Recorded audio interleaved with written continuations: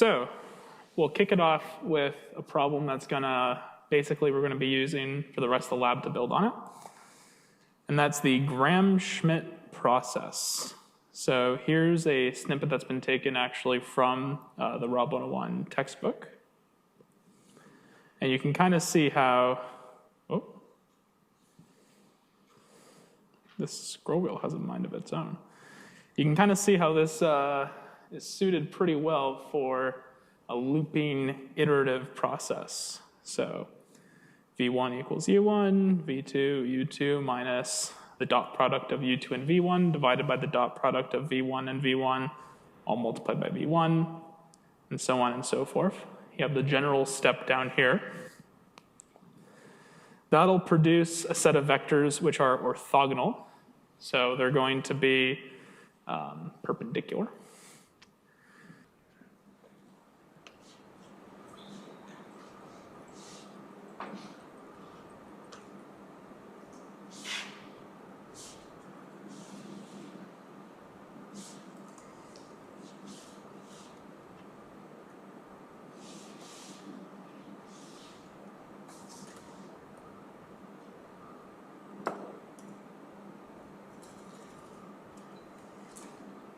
You solving it for everybody, John? I'm getting them started a little bit. Okay.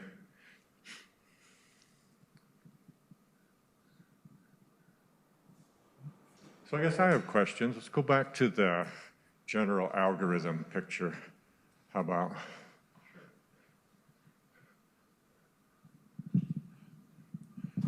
Yeah. So now that we're not pro-programmers yet, and studying under me, you'll never will be a pro-programmer, but you can still be a productive programmer. So John was mentioning, you need a loop to go through U1, U2, U3, U4. So when you see that, hopefully you're thinking for loop. And then anytime you see a sum, you're thinking for loop as well, right? Is that starting to be a reaction that's natural now? Anytime you want to do something, adding, subtracting, multiplying, a whole bunch of things in a row, that's what the for loops are doing for you. And so what's really being asked is that you perform this part of the operation. The looping through all the vectors is already given as a code stub, and just fill this part in. That's right, John? So one helpful thing about Julia, and especially of the linear algebra library that we've included here, is they basically have the dot product built in. So if you do dot vector 1 comma vector 2, it'll compute the dot product for you. So I already got us started here with a few lines. So for VK, it'll just take the kth column of U. Then it'll be for I in 1 to size V2. So what that'll do is it'll say, okay, for every column already existing in vector V. That means that on the first time around, if we look up at where we work through it, when we're calculating V1, there's nothing in V yet, right? V's size is 0. It's nothing. So, and you see here, there's no dot products going on. It's just V1 equals U1. But then when we have one element in it, we need to calculate one dot product. Two elements in it, two dot products, and so on and so forth. So that's why we're doing the size, the number of columns in V instead of U, because we basically want to add more steps for every new column we create. Now for the part where the magic happens.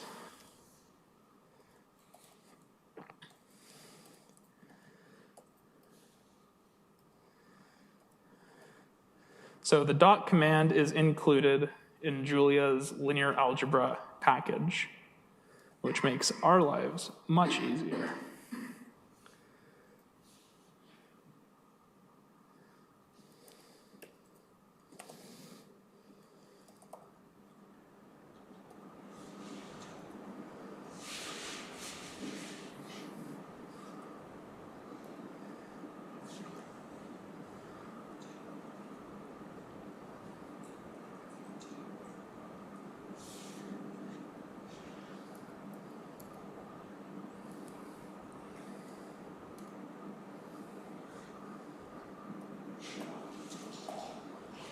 And you can see how this step is basically mirroring what we had, right?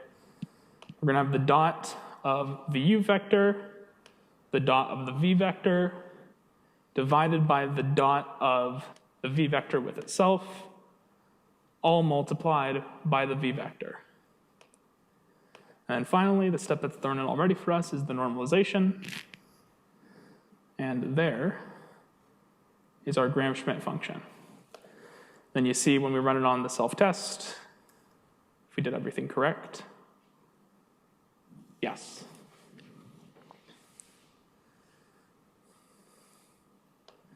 And the second self-test.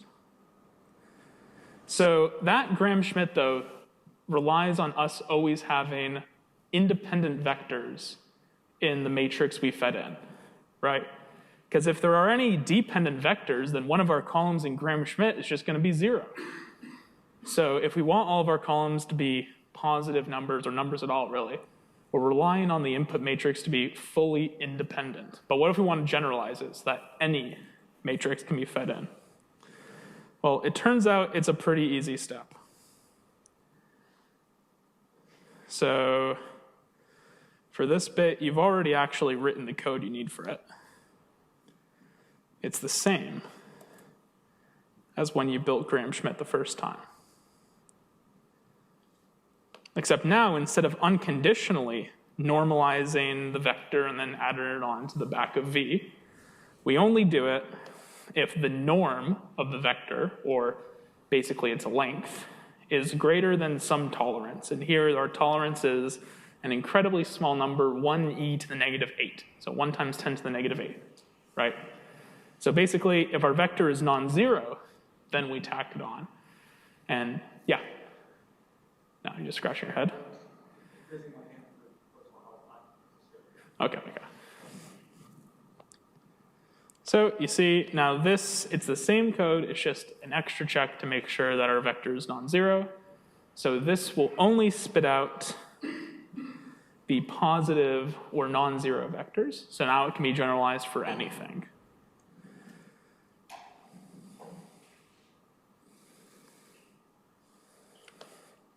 So here's a quick, more conceptual question.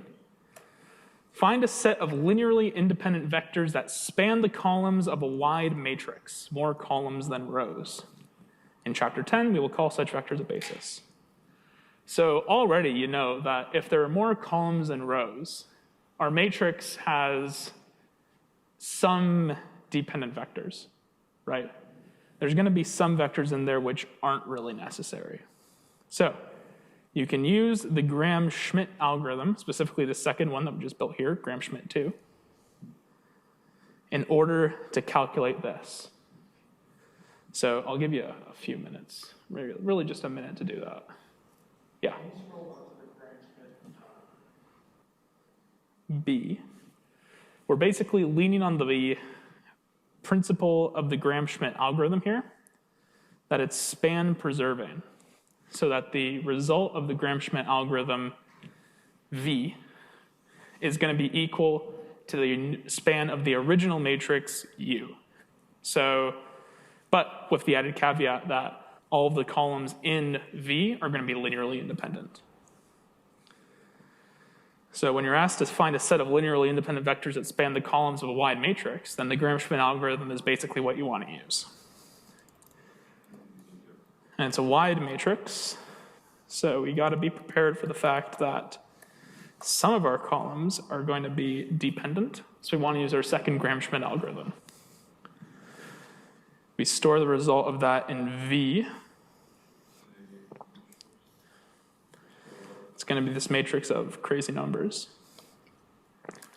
We run the test, and there you go.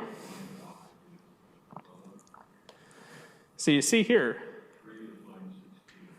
the norm of the 13th column of A minus V times alpha is going to be 0, which basically means that the 13th column of A was linearly dependent. Now for the finale of our Graham-Schmidt trilogy, and the reason why you're going to really like the Graham-Schmidt algorithm, and see why it's pretty helpful. So we can use Graham-Schmidt to determine the existence of solutions. So the solution to AX equals B exists if and only if B is in the call span of A, or in other words, that B is linearly dependent on A, right? And logically that makes sense because the linear combination to get B is going to be X. So once you have a Graham-Schmidt algorithm that can handle matrices with dependent vectors, you can say that B is in the call span of A if and only if the Graham-Schmidt of A is equal to the Graham-Schmidt of A and B. So if you tack on B to the end of matrix A, it shouldn't change the result of the Graham-Schmidt algorithm because it's a dependent vector and it's just ignored.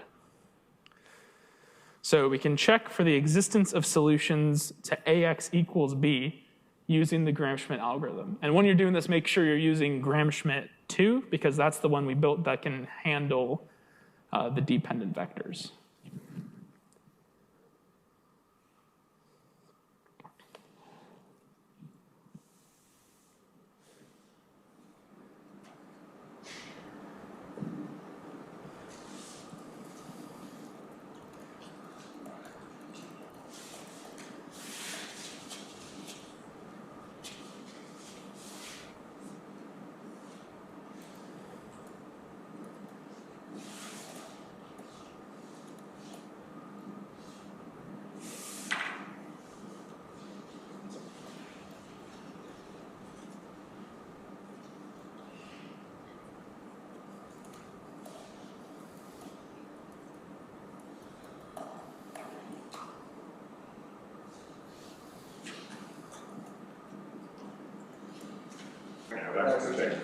Okay, let's check out how to do this problem.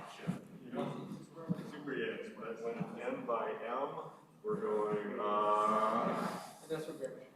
and it just makes it super easy, yeah. And you guys understand Graham-Schmidt, I think, pretty well now. So, if this returns false, then you know you should receive linear regression. You don't have any other choice but to do that. So some problems you really want to know if the solution exists or not. Others you want the best approximate solution. Different engineering situations.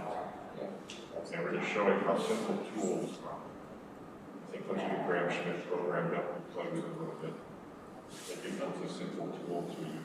And then you're really say, oh, I can check all this. It's so easy. That's the idea. Then we're going to give you another way to do it. So we see here, we calculate Graham-Schmidt of just A alone. Then we concatenate the matrix B or the vector B onto the end of matrix A, forming a new matrix AB. And then we calculate the Graham-Schmidt of that as well. And what that's basically going to do is if B is a dependent vector and we're using Graham-Schmidt 2, then it'll just ignore B, which means that the dimension of the result, GSAB, will be the same as the dimension of the resulting matrix when we had A alone, GSA. To check that, we check the columns. So you have n calls GSA, n calls GSAB, respectively equals the size of GSA, comma 2, so the number of columns, and the size of GSAB, comma 2, or the number of columns in GSAB. And if those are equal, then we return true, and otherwise we return false. So does that make sense to everyone? Okay. And no questions in chat.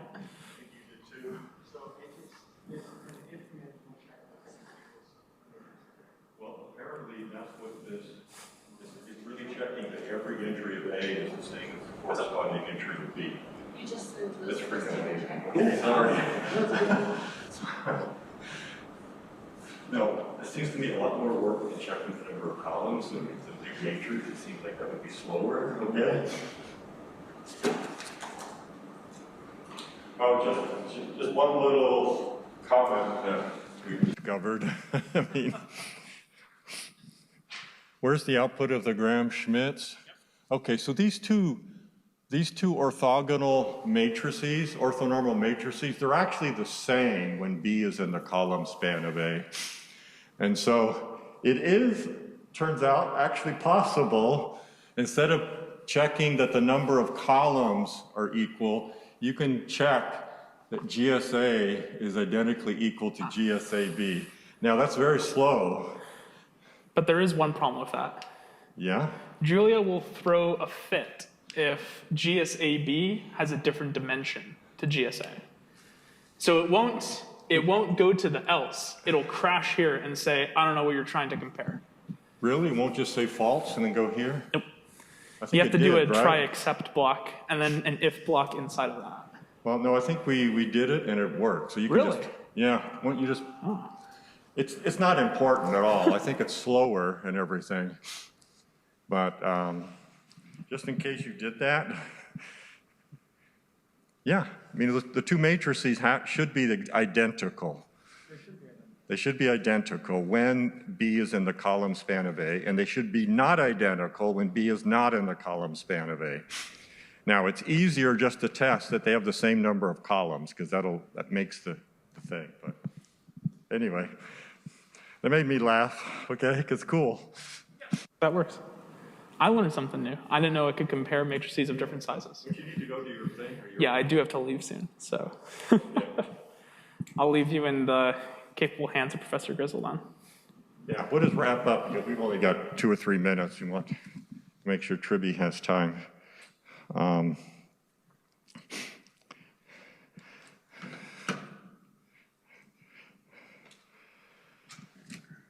problem 4 is just another way to check when you have a tall matrix. So what we were doing back here with Graham-Schmidt, we're doing non-square systems, so we just can't check a determinant to see if it's existence or not of a set of equations, right? So that was the key thing we were doing here. So we put ourselves in the case, well, actually, these were often wide equations. Here's another way to think about solutions to the tall matrices when you have more rows than you do columns.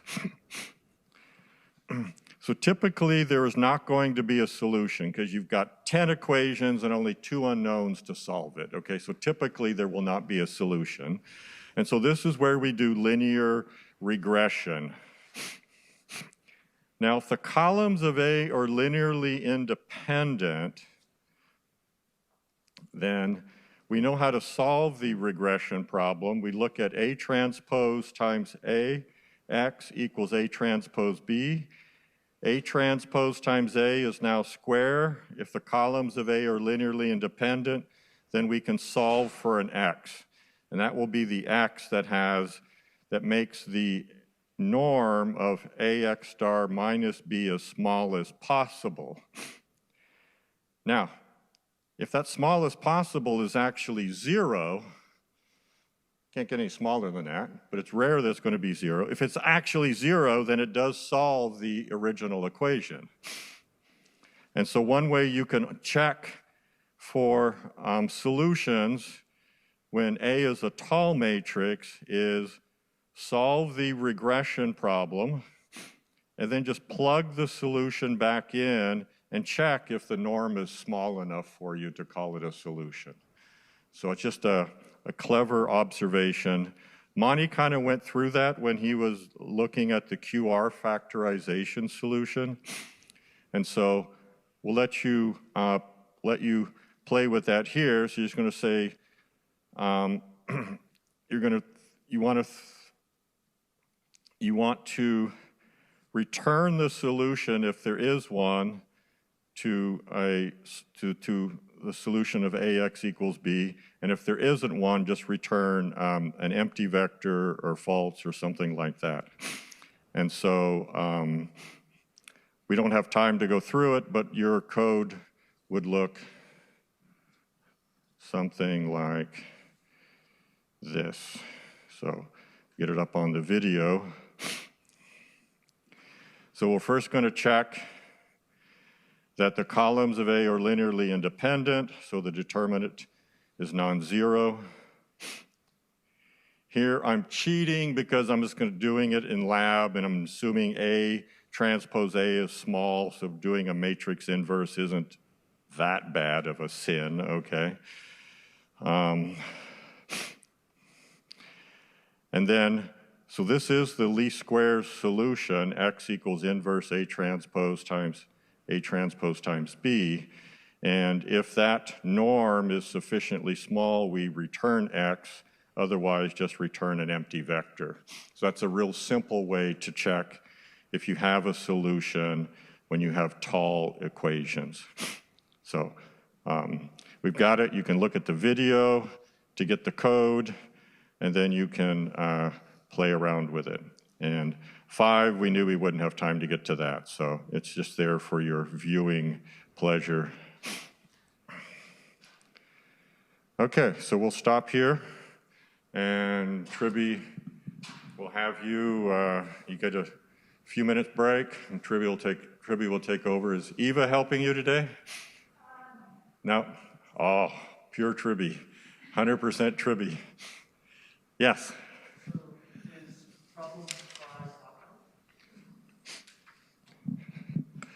Is problem 5 is checking whether a vector is in the span or not, okay? And that's typically the same thing as checking if AX equals B has a solution. So once you've done 4, problem 5 can be done with exactly the same function that you built in problem 4. Because what you want is to see if V can be written as a linear combination of V1 to Vk. And so you just stack up your matrix A. You're looking for coefficients such that A times the coefficients is equal to this vector V. If it has an exact solution, then V is in the span. If it does not have an exact solution, then V is not in the span. And so that's what we did in part 4. And so you can use your function here. And once again, because we're not working it, I'll make sure the solution is public in the video. Whoops. The solution is now public in the video. Then you can check for vectors being in the span of another set of vectors or not. It's really checking for existence of a solution, typically to a tall matrix. Great. Do you guys want like 5 minutes, or you good? Okay. So today is mostly going to be like a review of vector spaces in general, because we missed the recitation last week. So I want to just touch on the different concepts that we've gone over, and it's open for questions. So if you have been struggling with any concepts, bring them forward. Hopefully I have them up here, or we can take up an example from a homework question that you struggled on. Because I understand that vector spaces in general, it's not something you've seen in high school, or it just throws off people a little bit. So I want to make sure we're all kind of on pace with each other. Does that sound good? Yeah? A lot of it is also going to be, if you look at homeworks, we usually, when we upload solutions, we also upload FAQs. And if you're looking at homework 6 or homework 5, which is where a lot of the vector spaces is being discussed, I would suggest open the FAQs while we're on here, and I'll also take up some of the questions. But look at the questions. They're mostly conceptual questions. See if it makes sense, and if it doesn't, bring it up and we can go over it. Right? And then finally, in the end, if people are inclined, we can go over some least square problem in Julia, followed by some QR factorization, which is more on homework 6. So homework 5, which is the least squares, we can go over it if you like.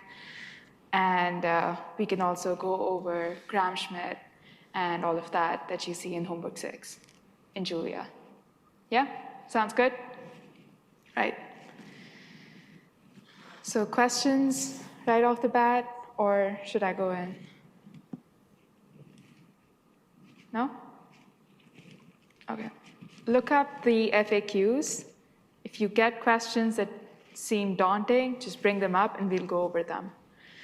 And while you're doing that, I'll discuss some concepts that we've gone over. And if any of these you want more explanation on, just let me know.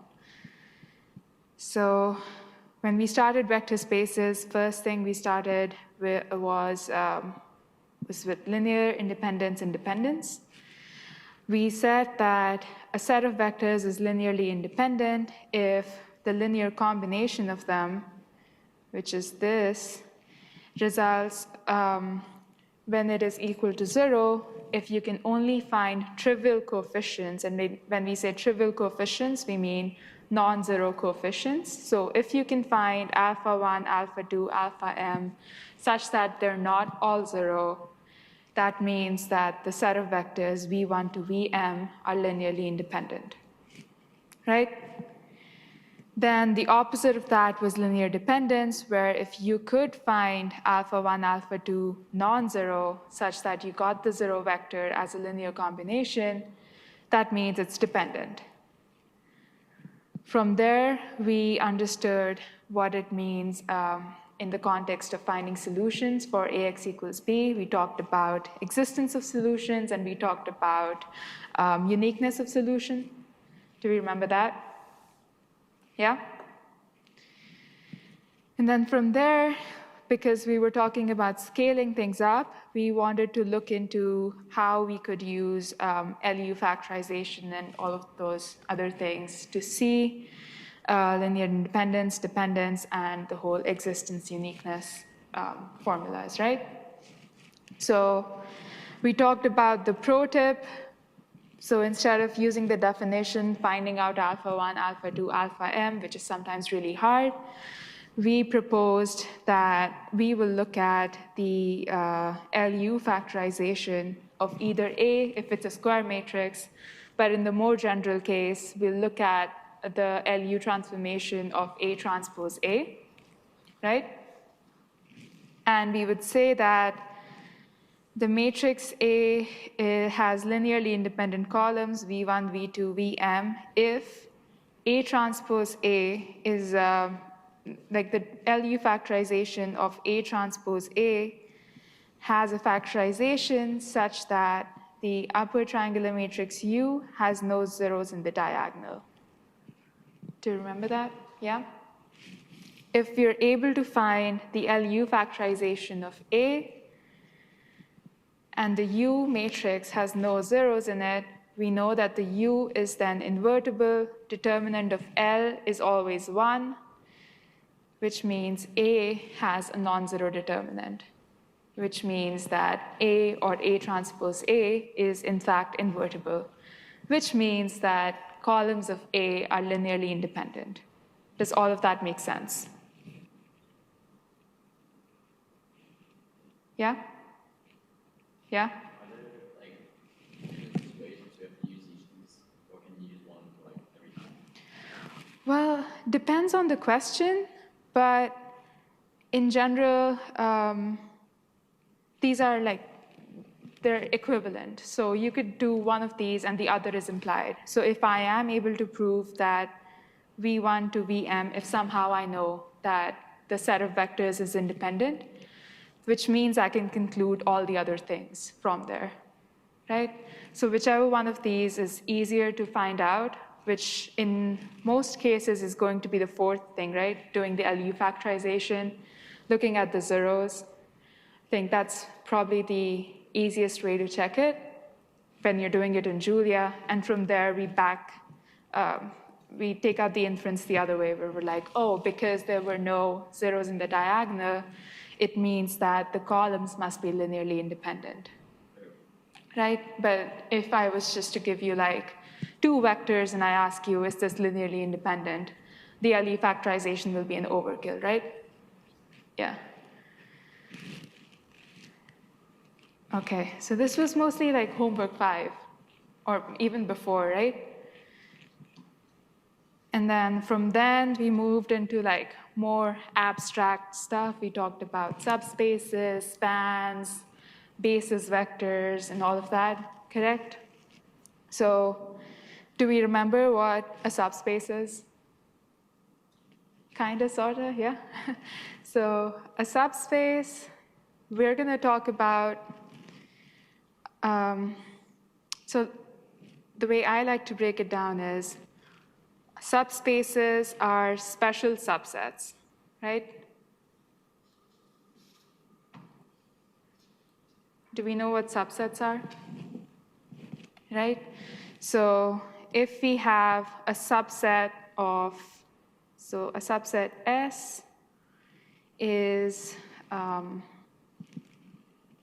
let's say this one. Let's take this one. The set of circles, set of unit circles. So x comma y in R2 such that x squared plus y squared equals 1. This is a subset of R2. So we defined a vector space. We're revising vector spaces, right? So we know R2 is our vector space. Vector space is just a column list, right? Of an ordered list is a column, and a collection of that is vector spaces, right? Subset is just a collection of your vector spaces which satisfies a certain criteria. That would be a subset, right? So in my case, I specified this is the criteria to be in this subset. And then what further qualifies a subset to be a subspace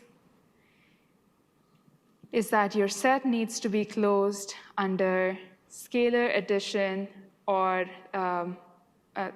under addition or scalar multiplication, right? Linear combination, basically. So from there, we went into looking at closure under linear combination. So if I have an element E in S, then S is a subspace if I can prove that alpha times E plus some other vector E2, E1, E2 is also in S. Do you remember this, the concept? Right? And then if you look at Homework 6 supplement, FAQs, the first question is in there is, what does a subspace represent? Which, if you understand it, we won't go into it. If you don't, we can talk about it a little bit. But if this definition is good enough for you, stick with it, because that one is from a different direction, but you should still go over it.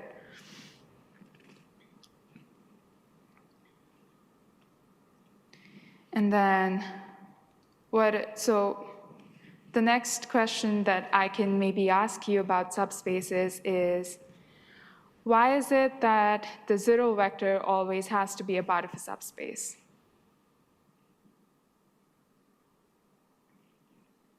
Do you remember that? That was a thing that was the first check. So whenever we're looking for a subspace, we look at, yeah.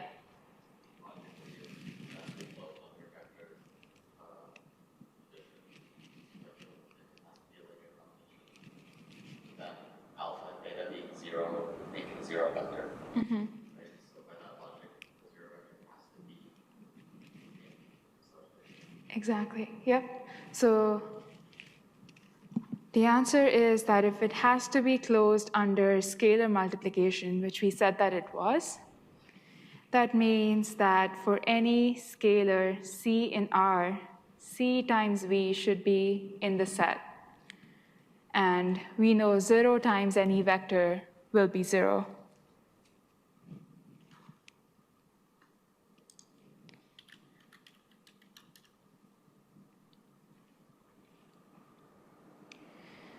Which means the 0 vector should always be in a subspace. If it's not, that means it's not a subspace. That's our first check. Yes?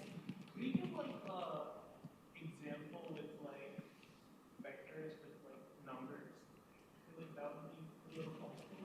But I feel like right now it's a lot of like concept, but I feel like it would be helpful if there were like if there was like an example. Mm-hmm.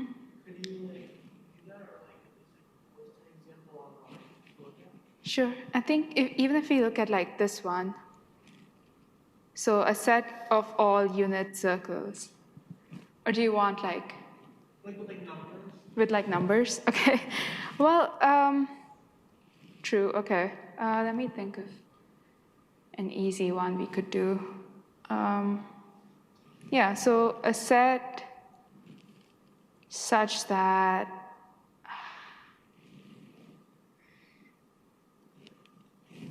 is it okay if I prepare one? Because I can't think of it at the top of my head. Could you also post it like online? Yeah. Yeah. And I can look at it later. All right. Yeah, I'll do that. Sounds good. Because it's usually like we look at like, we back structure it, we look at spaces, and then we go to subsets, subspaces. But it's hard if you're not in abstract space, but I can think of one. Right. And then we understood what subspaces are, right? Just special spaces which follow these very special properties that we will hopefully use later, right? Yeah. Prove that subset is closed under vector addition or Mm-hmm. How do you, so the question is, how do you prove if a subset is closed under vector addition and multiplication, right? So we're going to look at this unit square example, right? And first thing we'll do is we'll pick out any vector E1 in this set. So I can think of E1 simply being 1, 0, right? And E2, where I'm arranging vector like x and y, right? And then E2 can be 0, 1, right? Which is basically, this is our subspace, correct? And the points I've chosen are this one and this one, right? And then I'm going to check if alpha times E1 plus E2 is an S. Let's say alpha is 1, right? It can be anything. And this becomes 1, 1. That is the point right here. And if we did not have this visualization, even without it, it doesn't satisfy the property of being in this set, right? X squared plus y squared equals 1, which means this is not in S, which means that this is not a subspace.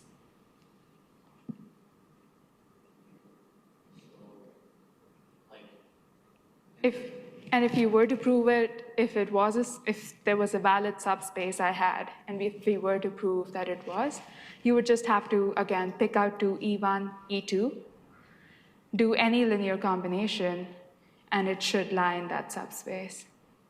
In the context of getting 1 point in this specific subset, like you know that it's not a subspace because there's 1 point which doesn't satisfy it. Mm-hmm. Would only checking for 1 point in a valid subspace also be a valid for whether it's a subspace? In most cases, it's like unless you're fitting, unless you're backtracking where you're specifically choosing numbers that will make it fit, in most cases, just your general guess is going to be good enough. So one example that we have taken is like the lines example, right, in class that we've talked about. So let's say I have a set of all lines with slope 1 and intercept 0. We know intercept 0 because we need it to be a subspace, right? So this is a set of lines where y equals mx plus c. C is 0, right? And m I'm going to define to be like 2, maybe, okay? Slope is 2. So the set, I've defined this as a subset, and there's no other condition other than what I already substituted in there. Now, any point on this line will be, let's say, x is 1, and then y is 2, right? So this is E1, and then E2 is, let's say, 3 and 6. And then, as you can imagine, when you do a linear combination, it's going to be in the set. And that's enough proof to say that it is a subspace, and it is passing through 0. So those will be the 2 proofs that you want to do. Last question. In R2, would any subspace be a line? And likewise, for in R3, for example, would any subspace be a plane? Mm-hmm. Yeah. So in R2, will any subspace be a line? Yes, because, and we're going to look at a video that explains it pretty well. But yeah, in general, a line passing through the origin is going to be in R2, yeah.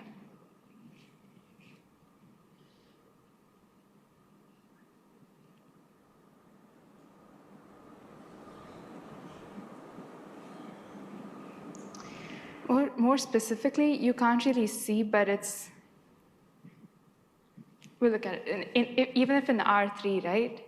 If the basis vector is E1, E2, like the general basis vector, what is that? That's the xy plane, right? So it depends on the dimension of the vector you're looking at more than which space you're in. Like the bases matter more because they define the space, correct? But you can visualize it in either 3D or 2D because that's the only visualizations we have. Does that make sense? Yeah. Because like in this one, like the basis vector is like probably, it's one-dimensional, which is why it's a line, right? The only, am I confusing you? Because because the second coordinate is not exactly independent, right? It's 2 times the first coordinate. So it's a line. But when you look at it in when I say the subspace is like the span of E1 and E2, where E1, E2 are 1, 0, 0, 1. And you're visualizing this in 3D space, what do you expect that to be? So span, remember span is a set of all linear combinations, right?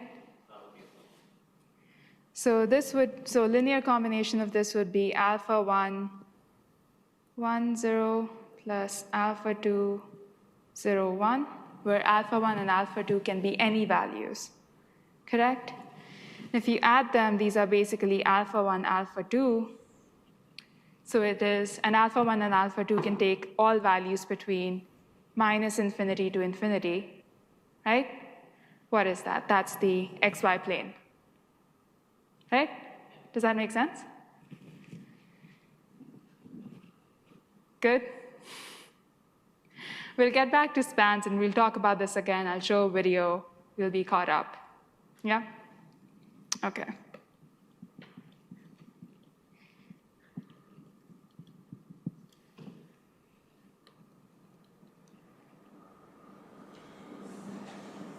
Another thing that we talked about in class is we talked about spans. Let's go to span first, and I'll come back to null spaces after that, because we were talking about spans now. So I said a span of any set S not a subspace, just a set, any set S, right? Or a subset S, is all possible linear combination of the elements of S. Yes? And so from there, we know that the span of, so for generating a subspace from any arbitrary set of vectors Rn, the span by definition contains the zero vector, right? Because we said it's all linear combinations of, so any set S. I'm going to say set S is just this one element, right? And then linear combination of the set S is simply this, which means set S is basically all things on the line X, everything on the X axis, correct? Oh, set S is just that 1, 0, but the span of S is this set, right? So S was just this element right here, but the span of this element is the whole axis. Correct? And do we know it's a linear combination? Yes. One, why? Because it's passing through the center, the origin. And by definition, it is a set of all linear combinations, so it is going to contain all linear combinations. Correct? Which means that all span of any subset is a subspace. We agree? Because we had only two conditions. We had it should contain the origin, and it should be closed under linear combination. Are you saying that because it's a linear combination, it's a subspace? Or? Yes. So we're saying one is it should contain the zero vector, which it will, because it is a linear combination. And the second is it should be closed. So it should, any element, the linear combination of any element should be in the set, right? And by definition, my span has all possible linear combinations. So linear combination of any element will, by definition, be in the span.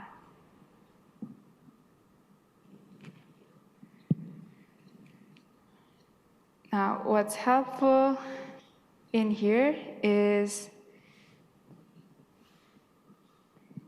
because we found this, somebody on YouTube was explaining it, and they had pretty good visualizations, which I think might be helpful.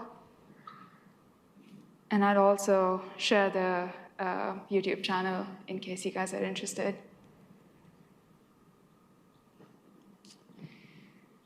So span of a vector in 3D.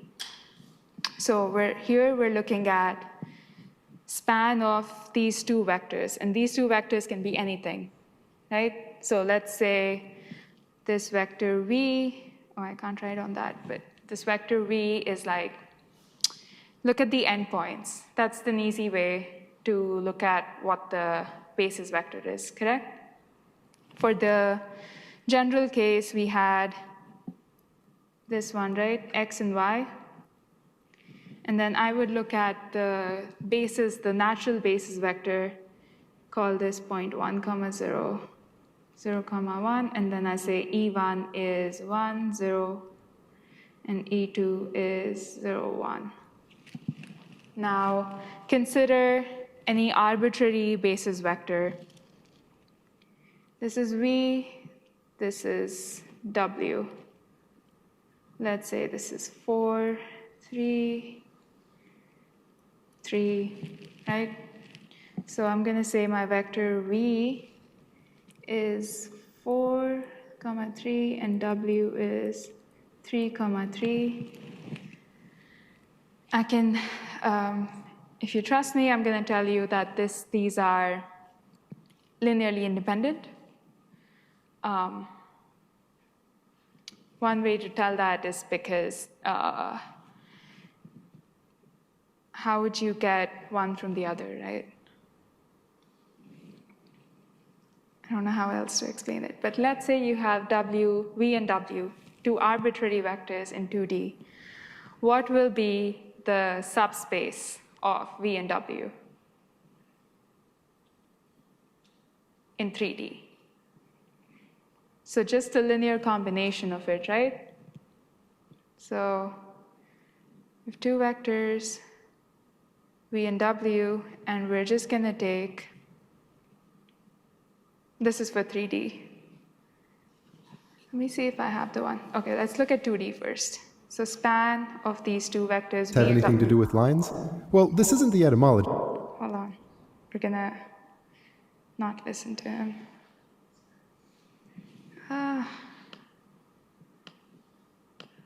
OK. Muted.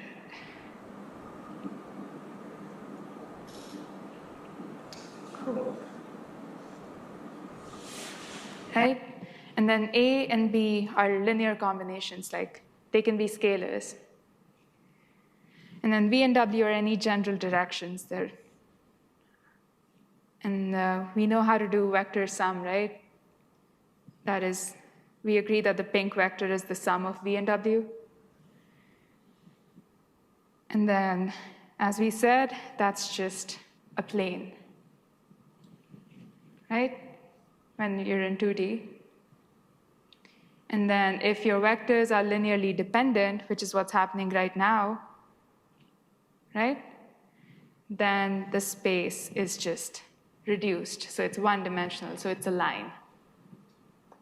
So does that make sense? When we had the line example that we were talking about where x and y were not distinct, do you remember? Slope was 2, and we said that's why it's a line.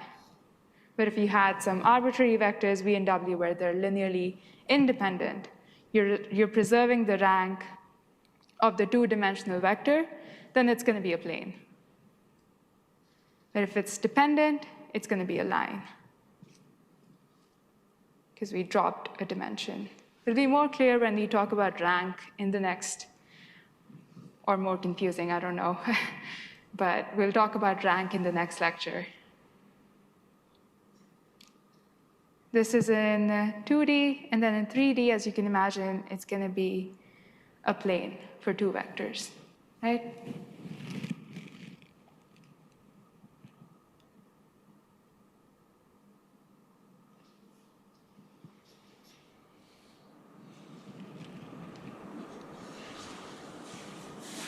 So you calculate the sum, take the vector there. The green vector is the sum vector. And then you can, because it's a linear combination, the vector can keep moving around as long as the direction is same, right? It's the same vector. And then finally, you can build everything in that plane. That would be the span, right? That is all the linear combinations. But a single linear combination is just that one vector, the green vector. Very good, OK. Hopefully, this helps with the lecture. Yes? I mean, wouldn't it include all possible values, all possible vectors, technically, on 2D space? Exactly. Yep. Everything in that plane. So the number of vectors in a plane, infinite, right?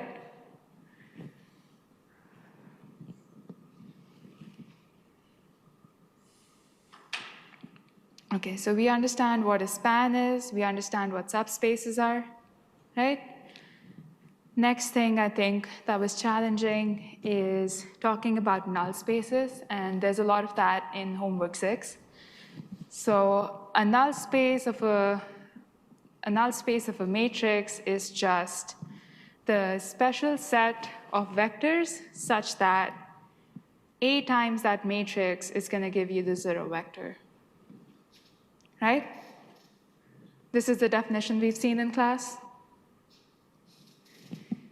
Right. So can we say that the null space of A is a subspace? Yes.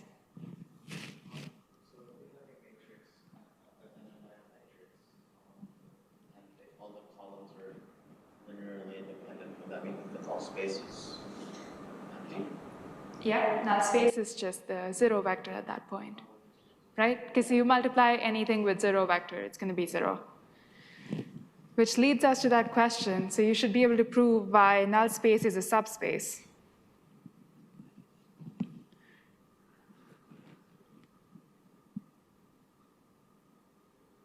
Does that make sense? So the remark, more than a question, was that if A is a set of linearly independent columns, would the null space of A be just the zero vector?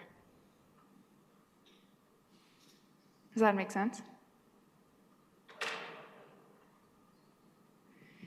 So we remember that if A is linearly independent, I can say that alpha 1, the first column of A, plus alpha 2, the second column of A, to alpha 3 times the nth, mth column of A is 0 only when alpha 1, alpha 2, alpha m are 0, right? That was linear independence.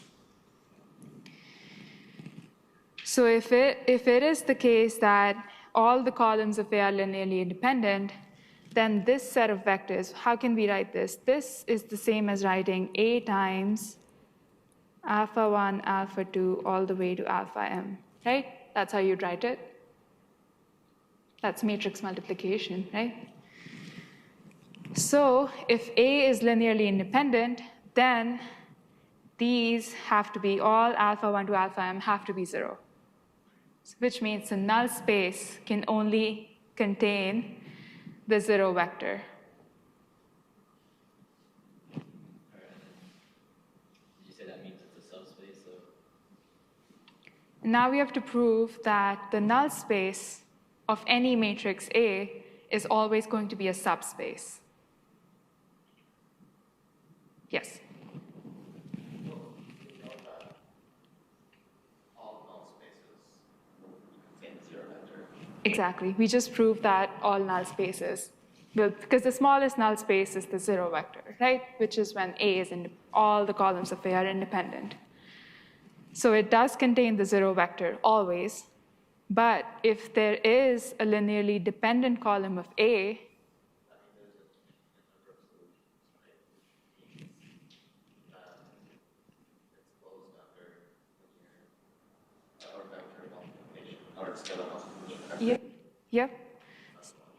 Yep, exactly. So the solution here is that we said that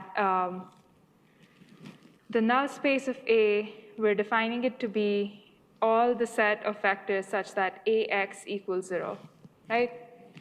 And we said that, well, the first case is A has all linearly independent columns, right? In which case we said null space is just a 0 vector, still a subspace, right? And the next case would be that A has some linearly dependent columns, right? Which means that for that case, some side of A, what would be an easier way to put this? So then this X can be anything from alpha 1 to alpha m, right? And it contains all such values such that A times this is 0, and all such values means all linear combinations of this, such that that's equal to 0. Does that make sense? Or am I confusing you? So when I've written my set like this, and I can write the AX as a linear combination, which is this thing right here. This is a linear combination, right? So that's a set of all linear combinations that satisfy that equation. So it has to be closed under all linear combinations, right? Similar like to the span thing. This basically is like if the span of all the columns of A, which is called the column span of A, right? So a special set of,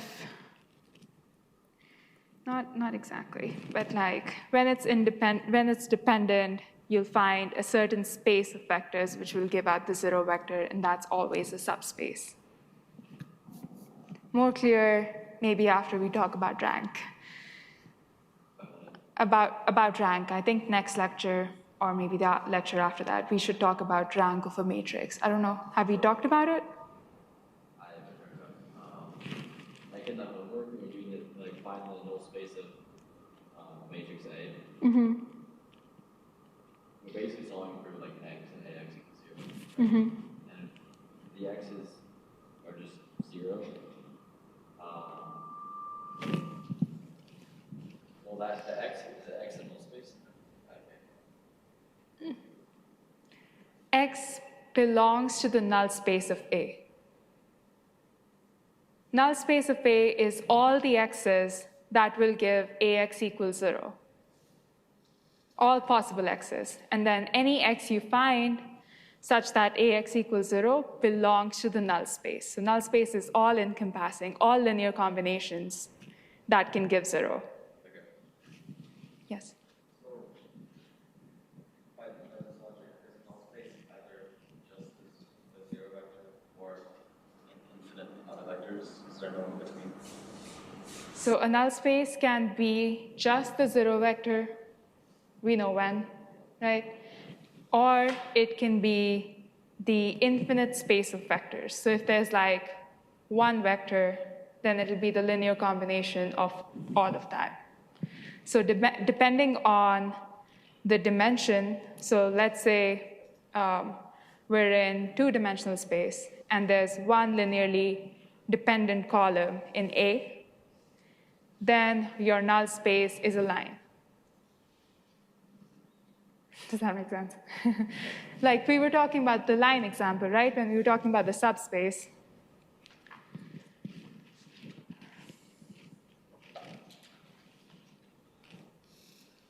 Okay.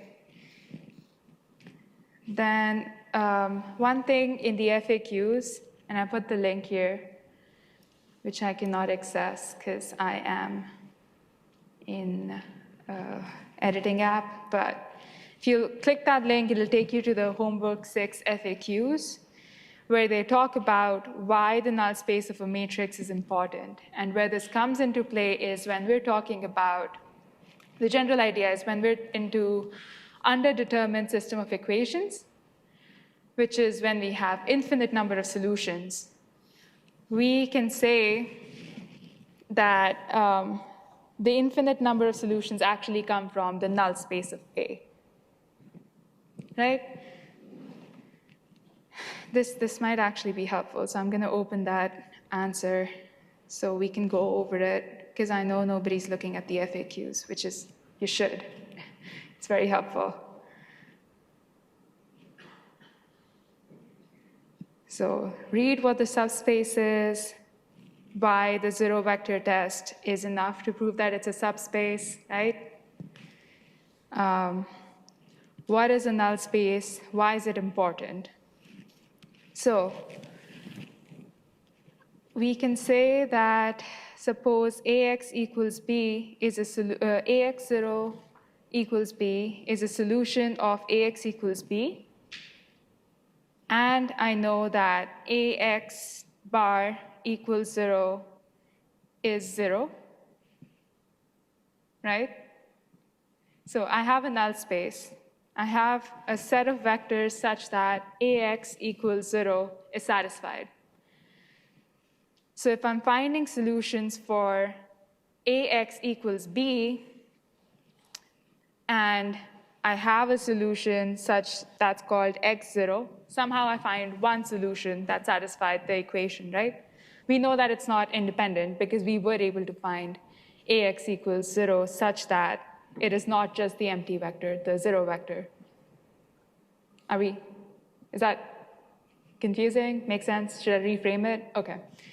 So I have given you ax equals b. We're finding the system of solutions for ax equals b. Then I tell you, first thing we did was we looked at the columns of A. If they're linearly independent, we know that the null space of A is just the 0 vector, right? So any vector from the null space of A, I'm going to call that. So we're looking at ax equals b. First case is when we're solving, we look for uniqueness. We say, is columns of A linearly independent, right? If it is independent, I can say that the null space of A is just going to have the 0 vector.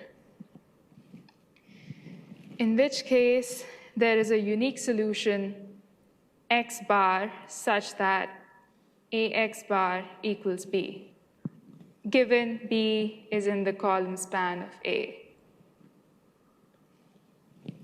Right? Do you remember this? So can I make the claim that x bar plus any x0 such that x0 belongs to the null space of A equals b? A times. Right? It's just a 0 vector, right? Now I'm going to argue that this holds true even when the columns of A are not linearly independent, right? So now I'm going to say that columns of A are dependent, and I've also told you that B exists in the column span of A. What does that mean?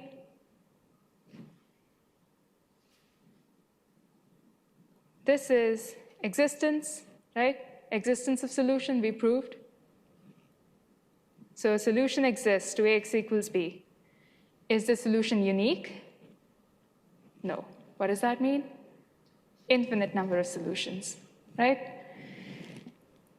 How do you get these infinite number of solutions?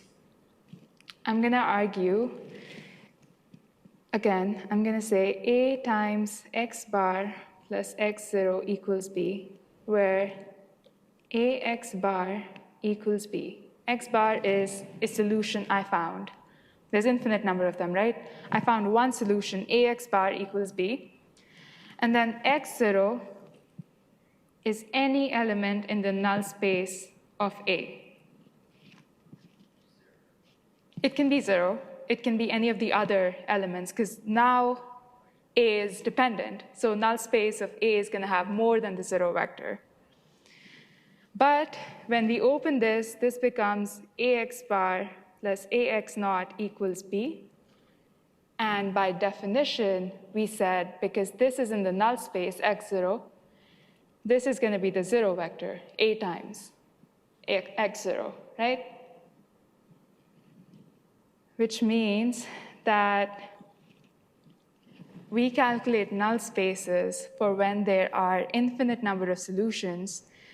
And by using null spaces, we're able to characterize these solutions. So we're able to say that there are so-and-so possible, like these are the solutions, and this is how you specify them, because we are able to write down what the null space is. Right? So even if it's infinite, we can say, like for the case of line, we can say that it is all the solutions on the x-axis. Right? Does that make sense? OK, so that's why null spaces are important. Why is it important?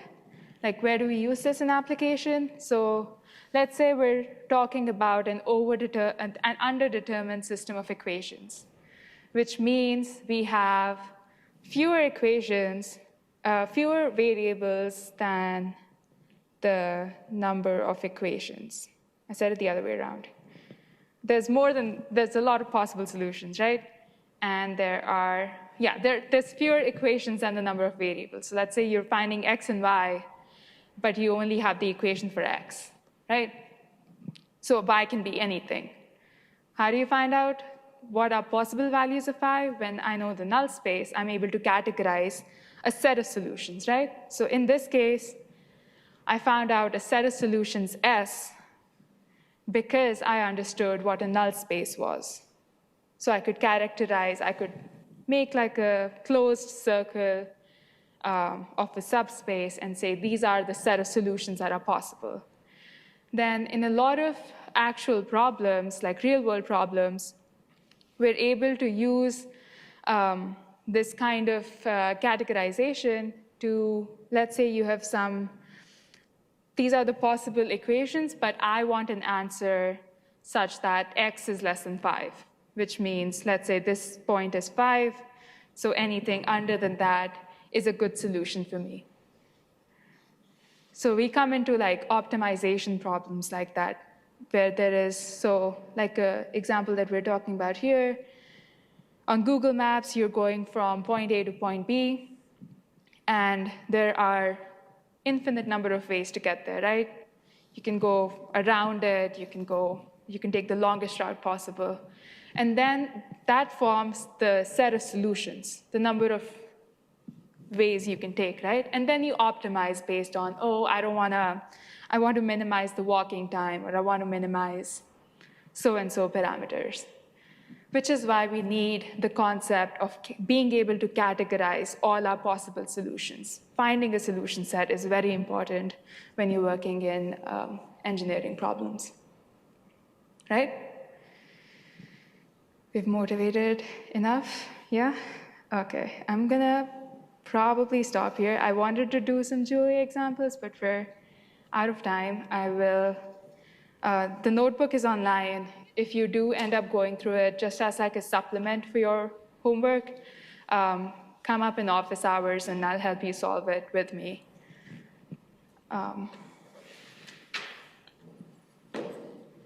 We didn't get into basis vectors or QR factorization, but if you want, I'll carry this over in the next recitation or whatever's helpful. What do you think? Do you want to talk about this more, or? Yeah? Okay, so then we'll continue from span, from basis vectors next time, and then whatever's on the agenda, we'll take it from there. What did you say was recorded? The recitation folder, it has like a IPython file. So one would be like a PPT, another one is this PDF, and then there's a Julia notebook in there.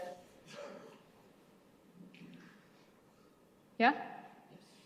So if you download